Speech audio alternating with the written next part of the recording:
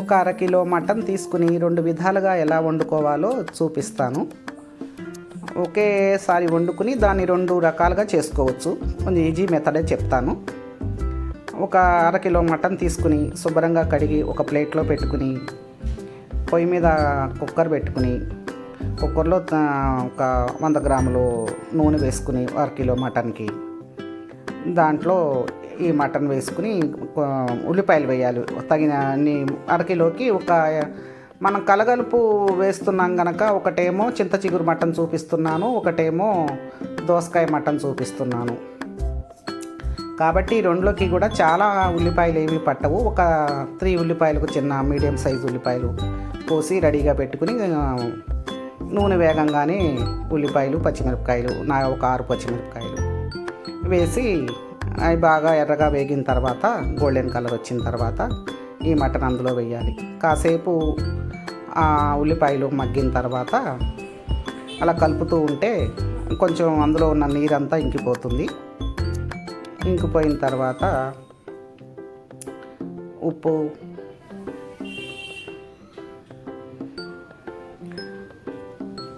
కొంచెం మటన్ వాసన అది పోవాలి అంటే, నీసు వాసన అది పోవాలంటే కాసేపు మగ్గనిస్తేనే బాగుంటుందన్నమాట. అది అయిన తర్వాత ముందుగా మనం ఉప్పు వేసుకోవాలి. ఉప్పు వేసుకున్న తర్వాత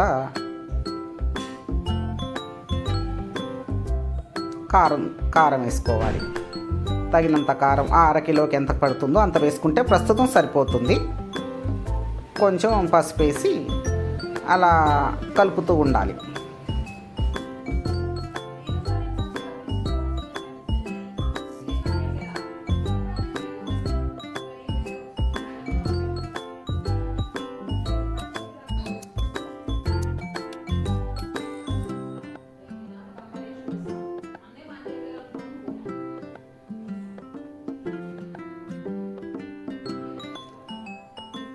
ఒక పెద్ద గ్లాసుడు నీళ్లు పడతాయండి.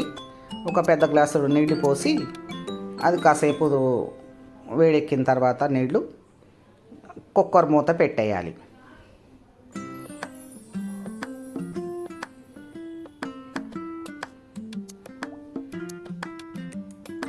అప్పుడు ఒక 6 విజిల్స్ రావాలి. 6 విజిల్స్ వచ్చిన తర్వాత మూత తీసి చూస్తే ఆయిల్ పైకి వచ్చి ఉడికుంటుంది. దాదాపుగా ఒక 75% ఉడికిపోతుందండి. దాన్ని మనం కాస్త తిప్పి అందులో మనం 2 రకాలుగా వండుకుందాం అనుకున్నాం కనుక అందులో సగం కూర పక్కకు తీసి పెట్టుకోవాలి గిన్నెలో, ఈ ఉడికిన కూరని.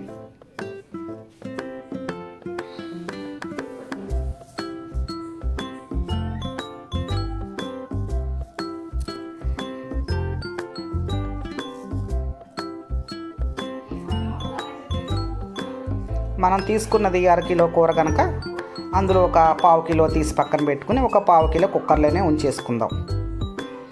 ఇప్పుడు మనం ముందుగా చింత చిగురు మటన్ వండుకుందాం. అందుకని మనం ఏం చేయాలంటే చింత చిగురు తీసుకుని శుభ్రంగా కడిగి దాన్ని మిక్సీ వేసి పెట్టుకుంటే బాగా మెల్ట్ అవుతుందండి. మిక్సీ వేసుకున్న దాన్ని ఆ కుక్కరులో వేసేసి కొంచెం మనకి చింత చిగురు వగరగా ఉంటుంది కనుక దానికి సరిపోయినంత పులుపు సరిపోదు కనుక కొంచెం ఒక చిన్న ముక్క మామిడికాయ మిక్సీ కూడా వేసుకుని పెట్టుకున్నది. రెండోది వేసాను కదా చూపించాను, అదేనమాట.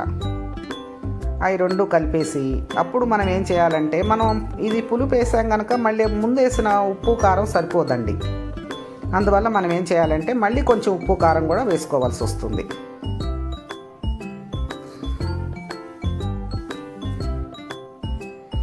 మనం దాదాపుగా 75-80% ఉడికిపోయింది కనుక కొంచెం సేపు ఉడికితే ఈ పులుపులో ఆ ముక్కకి పడుతుంది, సరిపోతుంది. ఇంకా మూత పెట్టే అవసరం ఉండదండి.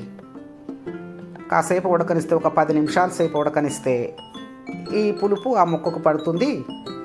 అంతవరకు సరిపోతుందండి. అది తీసి ఒక బౌల్లో వేసుకుని మనం ఇందాక తీసి పెట్టుకున్నాం కదా మిగిలిన 1/2 కిలో మటను, అది వేసేయండి ఆ కుక్కర్లోని.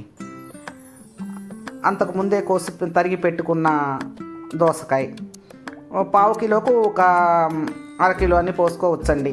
దోసకాయ కోసి పెట్టుకోవచ్చు. దోసకాయలో కూడా కొంచెం పులుపు తక్కువ ఉంటుంది కనుక కొంచెం అంత చింతపండు, చిన్న నిమ్మకాయ అంత చింతపండు పులుసు పిసికి రెడీగా పెట్టుకుంటే అది కూడా అందులో పోసి, వీటికి ఈ దోసకాయకి సరిపడా కారం ఉప్పు వేసుకుంటే, ఇందాక ఆల్రెడీకి వేసుకున్నాం కనుక కాస్తే పడతాయండి, చాలా పట్టవు. కొంచెం వేస్తే సరిపోతుంది.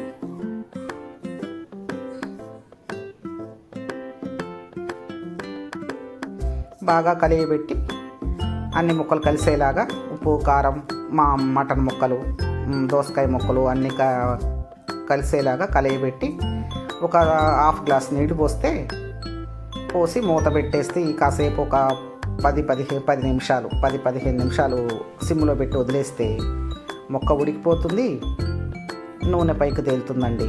అప్పుడు మనం బౌల్లోకి తీసుకుని రుచి చూద్దాం ఎలా ఉందో. మీరు చూడండి.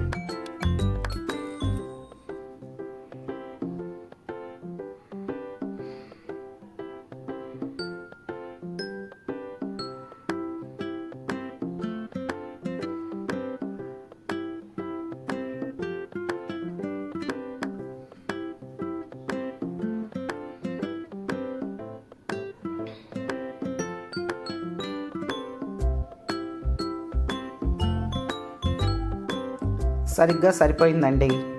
చింత చిగురు పులుపు, దాంట్లో కొంచెం మనం మామిడికాయ ముక్క కూడా వేసాం కనుక ఆ పులుపు టాలీ అవుతుందండి.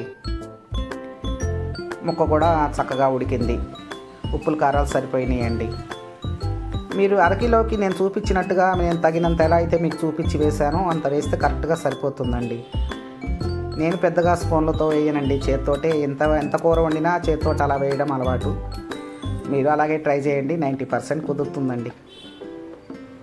తర్వాత దోసకాయ మటన్ రుచి చూద్దాం అది ఎలా ఉందో.